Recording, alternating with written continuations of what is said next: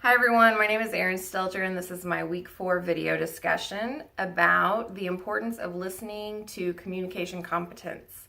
When I read that topic out loud to my cubicle neighbor at work, she laughed because I am notoriously not the best listener. So that brings us to our first question. What makes listening difficult? In my case, I'm a visual learner and not an auditory learner, so I have to see something for it to really stick. So that could present a problem for many people if they're not actually an auditory learner. Also, not being engaged with the speaker, or perhaps the speaker themselves is not engaging. Something else that might make listening difficult is if your mind is elsewhere. You might have a lot of things going on, and so you have trouble focusing on the one thing, which is the speaker. So, what are the consequences of poor listening? Poor listening can equal ineffective communication. And according to Kramer and Bissell's organizational communication is a lifespan approach, quote, ineffective communication inhibits participants' ability to coordinate activities and manage relationships, end quote.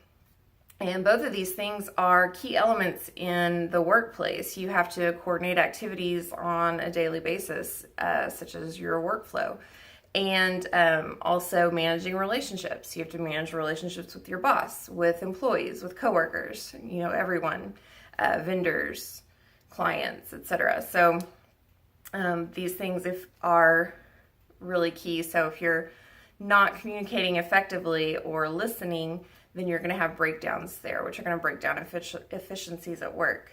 So an example for me, when I have trouble focusing on a speaker's message, I'll take this outside of the workplace for a minute. Weekly, I struggle listening at church. And as I mentioned, I'm a visual learner.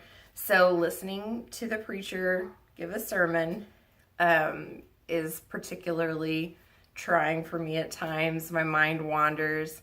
I can be distracted by what I'm seeing around the church and the audience, that sort of thing. And I may be thinking about other things that I have to do that day or that week. So in my case, what I do to focus on what someone is saying, I do this at work as well, is I take a lot of notes. If I am on a phone call, I'm taking notes. If I'm in a meeting, I'm taking notes. Sometimes if my boss just says, come here real quick, I just need to tell you something you need to do, I'll write it down on a sticky note because I might forget between her office and my desk. So, I turn the auditory into visual for myself so that I can look at my note and then it sticks.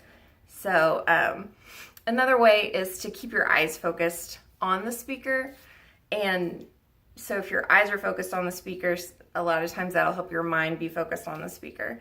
And then you can take in those extra nonverbal, the nonverbal communication that we learned about in Dr. Wilson Mumpower's PowerPoint, communicating nonverbally. So those are my examples, and I look forward to watching your videos, and I hope everyone's having a nice week. Thanks. Bye.